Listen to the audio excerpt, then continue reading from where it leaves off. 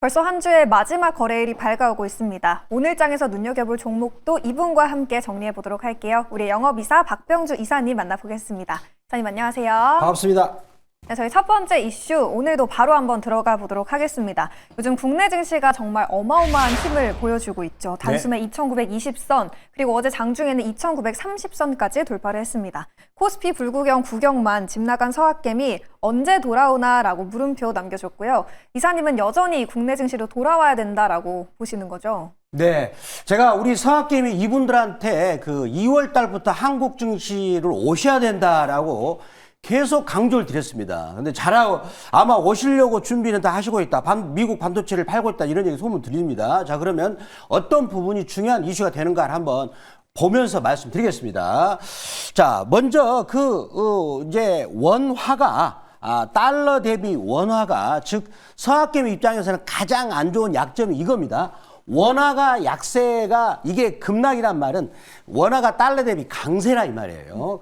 그랬을 때 서학개미 입장에서는 그냥 가만히 앉아서 손해를 보는 환차손 현상이 벌어지고 있다. 이게 가장 큰 아픔이 되겠죠.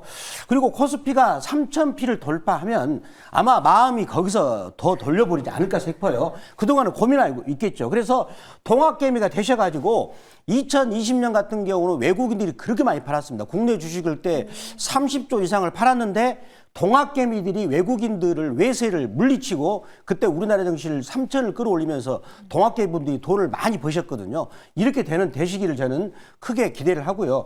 그런데 지금 시장이 보면 아직 신용 잔고를 봤을 때는 그렇게 아직 과열은 아니다. 그래서 코스피가 10조 7천억 정도, 코스닥이 7조 7천억인데 요 잔고가 합해서 지금 17조가 되는데 20조가 넘기면은 그때 이제 과열이 되겠는데 그걸로 본다면 아직 과열은 아니라고 보고요. 저는 이제 오늘 제가 이슈를 다룬 것은 이제 서학개미 분들께서 미국 주식 힘드시니까 우리나라 주식이 이제 상법 개정안 통과되면은 6,000피 저는 간다고 봅니다.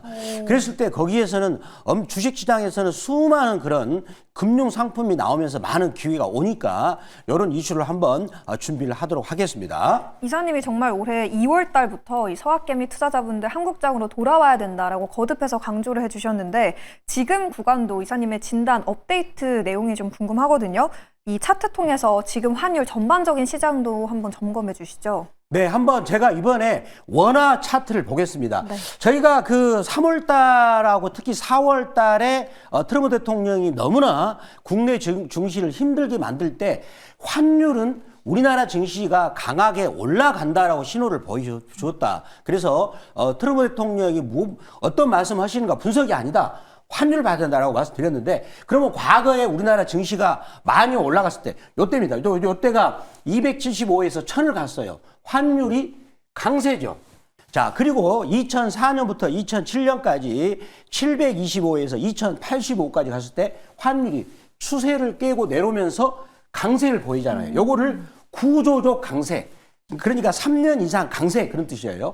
그리고 여기서도 2009년부터 2010년까지도 원화가 급격 강세 보이면서 증시가 900에서 2280까지 갔단 말이에요.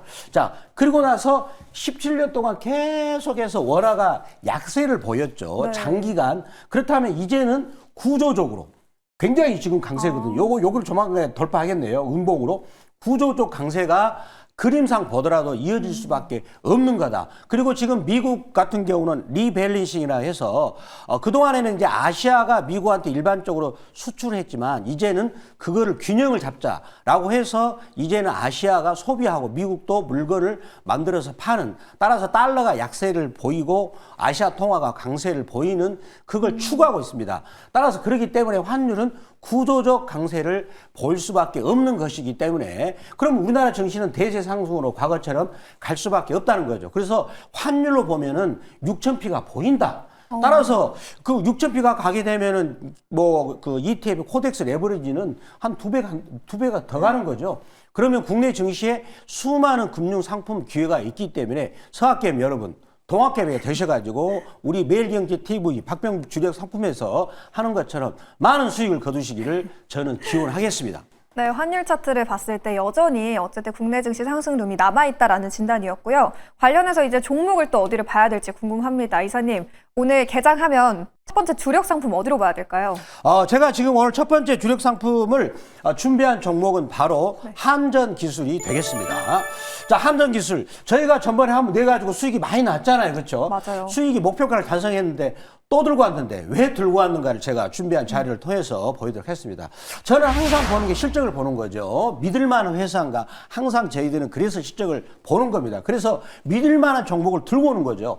매출액은 나왔는데 갑자기 순이익이 확 늘어났어요. 왜 그랬을까요? 옛날 4억을 매각을 했는데 그 돈이 특별 차익으로 들어온 겁니다. 그러니까 매출액만큼 순이익이 떨어진 거잖아요. 그렇죠. 그 다음에 지금 요 재료는 이미 제가 약간 반영이 됐다라고 생각을 했었어요. 요거는 우리가 익히 옛날, 오래전부터 얘기했던 내용이고, 그러면서 두산 에너빌리티도 2만원, 고기 초반때부터 말씀드려가지고 지금 5만원이 왔는데, 근데 약간 요 재료를 한전기술은 반영을 좀 안 해서 서운했는데, 자, 여기 요 사진을 제가 준비하겠습니다.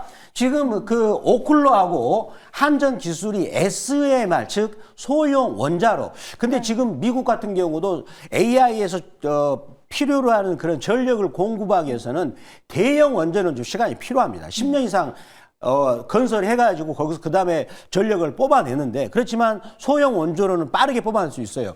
그래서 오클로라는 회사하고 한전기술이 MOU를 맺어서 이제는 그 소형 원조로 사업을 진출하는데, 그런데 지금 이번에 미국의 공군 기지에 대해서 오클로가 SMR을 제공한다라는 얘기가, 그러면 한손한테 득이 되지 않을까라는 했는데, 그러면 오클로라는 회사가 주가가 어떻게 올라왔는가 그거를 보았을 때 좀 설득력이 생길 겁니다. 오클로 주가입니다. 여기가 몇 달러냐면 1년 전입니다.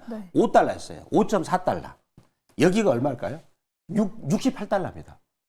와, 이렇게 미국 주가는 많이 올라갑니다. 거의 1년 좀 지났잖아요. 그렇죠? 그러면 한전기술도 오클로가 이렇게 끌고 왔는데, 그저 샘 알트만이라는 회사가 지금 한가요. 샘 알트만이 곧 만든 거잖아요. 오픈 AI 만든 그 의장이죠.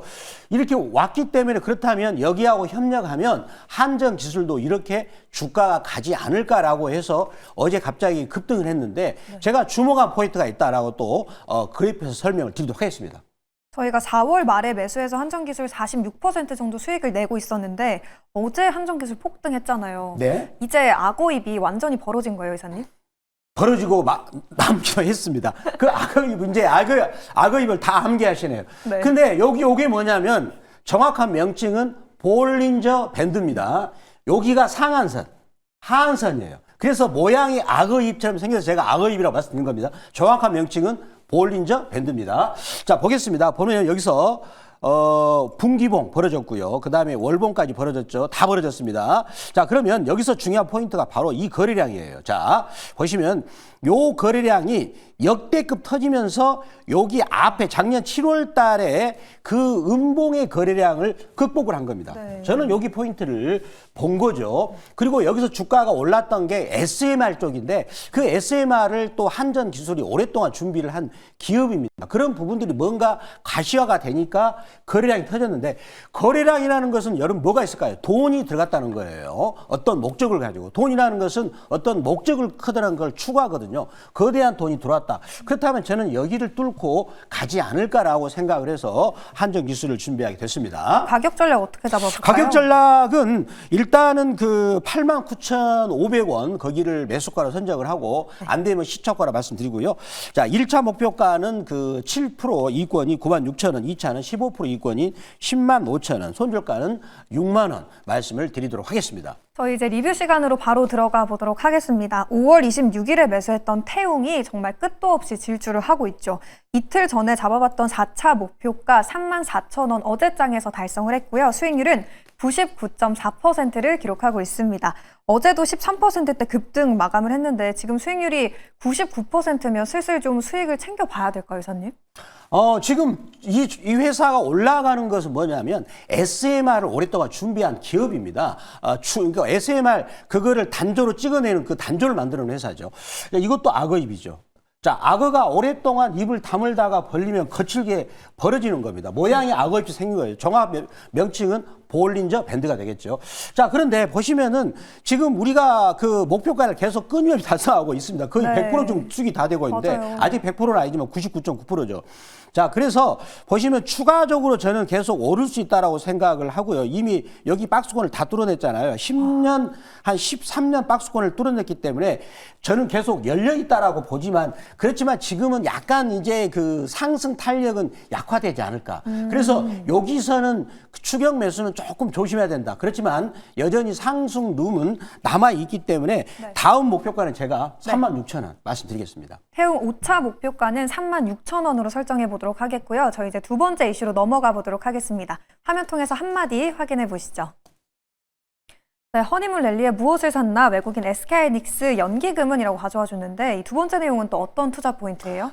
제가 여기서 이제 오늘 들고 왔던 것은 뭐냐면 지금 주도 세력이 외국인이거든요. 그 친구들의 마음을 읽어내려 하는 거예요. 그러면 외국인들은 SK 하이닉스 삼성전자를 최근에 그 이제 대통령 취임식 해가지고 나서 1조 5천억을 매수했어요. 이 친구들의 의도는 뭘까요? 결국은 지수를 끌어올려야 되니까 2,900을 뚫어야 되니까 그런 의도가 있을 것이고요. 삼성전자 보니까 PBR이 0.92배 굉장히 저평가 된 거죠. 그리고 SK 하이닉스는 1.39배. SK 하이닉스가 지금 ROE가 자기자본 대비 이익률이 지금 ROE가 한 30%, 영업이익률이 40%면 PBR은 2배 정도 봐도 됩니다. 엔비디아가 PDR가 10배거든요. 근데 요걸 저는 주목하는 건 HBM4가 앞으로 이제는 하반기 때 본격적으로 상용화 됐을 때 그동안에 엔비디아가 위에 있고 SK 하이닉스가 아래에 있다면 대등한 위치가 되지 않을까. 왜 그럴까요? HBM4는 고객 주문형 어떤 그 메모리가 되기 때문에 거기서는 SK 하이닉스 삼성전자 메모리 업체들이 약간 발언권이 높아지는 그런 부분이 될 것이고 그렇다면 이익률도 올라간다라고 본다면 외국인들은 이런 부분을 좀 그 거시적인 부분을 주목하고 있지 않는가라고 보고요. 그리고 연기금 같은 경우는 지금 정부의 정책을 주목하는 거죠. 그래서 원화 스테이블 코인화 그리고 AI 정책에 대해서 기대를 하고 있기 때문에 카카오를 매수를 했지 않는가라고 추정을 해본다라고 말씀드리도록 하겠습니다. 이사님, 그래서 두 번째 종목도 관련주를 가져오신 걸로 알고 있어요. 두 번째 주력 상품 어디로 보면 될지 공개해 주시죠. 네, 그래서 오늘 제가 관련해가지고 네. 이제는 카카오뱅크입니다. 카카오뱅크. 자, 그러면 카카오뱅크가 투자 포인트가 뭔가를 보도록 하겠습니다. 자, 이 종목도 어찌 본다면은 그 약간 오랫동안 억눌려 있었던 거죠. 1분기 영업이익이 1,830억, 그리고 순이익이 1,374억으로서 역대급 최대 실적을 기록한 부분이 되겠어요. 그리고 지금 회사가 최근에 발표하기를 뭐라 했냐면 앞으로 3년간 주주 환원율을 50% 확대하겠다. 그거는 무슨 얘기죠? 자사주를 소각하나 그다음 배당 성향을 높이겠다. 이런 말이 될 것이고요. 결국은 그러므로 인해서 ROE가 높아가지는 효과가 되겠죠. 즉 그 자본금을 줄이게 되면 분모를 줄이잖아요. 그러니까 분자가 올라가니까 ROE가 높아진다. 그래서 밸류업 계획을 하고 있다라는 것이 또 부분이 되겠고요. 그다음에 그래서 최근에 카카오 그룹주가 카카오페이나 카카오가 전반적으로 강세를 보이고 있는데 특히 이 종목들의 특징이 뭐냐면 거래량이 증가한다는 거죠. 즉 유동성 장세의 특징입니다. 유동성 장세라는 것은 경기는 나빠지지만 앞으로 경기가 좋아지도록 돈을 푸는 정책. 그래서 한은이 금리를 낮췄잖아요. 따라서 그런 장세가 왔을 때는 유동성 장세에 이 카카오 특히 뱅크가 수혜가 된다라고 말씀을 드리도록 하겠습니다. 이사님, 카카오뱅크 가격 구간 어떻게 잡아야 될까요? 카카오뱅크 가격 구간을 보시면은 역시 이게 악어입이죠. 이제 악어입은 뭐죠? 볼린저 밴드입니다. 돌파했지 않습니까? 월봉인데. 자, 이번에 주봉을 보면 이제 막 벌어졌죠. 이럴 때 이제 주가 올라가는 거예요. 그래서 일봉도 이게 이제 막 벌어지고 있다. 살짝 눌림목이죠. 네. 그래서 이 종목을 들고 오게 됐습니다. 매수가 목표가 얼마로 잡아요? 자, 매수가는 28,500원을 설정하고 안 되면 시초가를 말씀드리겠고요. 자, 1차 목표가는 7% 이익권인 35,500원, 2차 목표가는 15% 이익권인 33,000원인데 최근에 저희 종목이 15%는 진짜 어림없이 달성합니다. 맞아요. 뭐 50%는 기본 아닙니까? 한 달 안에. 충분히 가능하고 손절가는 23,000원 말씀을 드리도록 하겠습니다. 네, 저희 두 번째 주력 상품 카카오뱅크까지 파헤쳐 봤고요. 이사님, 어제 태웅을 비롯해서 한전산업 그리고 하나투자증권까지 모두 두 자릿수 대 급등한 종목이 정말 많았습니다.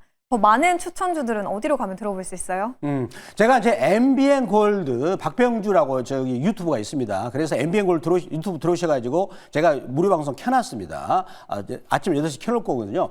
그러면 거기에 들어오시면 먼저 8시부터 거래되는 넥스트 트레이드 시간에 제가 유망주를 드리겠는데 최근에 이번 주 6월 9일 날 한화투자증권을 드렸습니다. 맞아요. 이번에 급등했잖아요. 그 이번 주에 한 20% 급등했나요? 많이 급등했고 그다음에 갤럭시와 머니트리도 급등을 했습니다. 그래서 넥스트 스테이지 시간에 제가 상황을 봤다가 좋은 종목을 추려서 딱 찍어가지고 말씀을 제가 드리겠고요.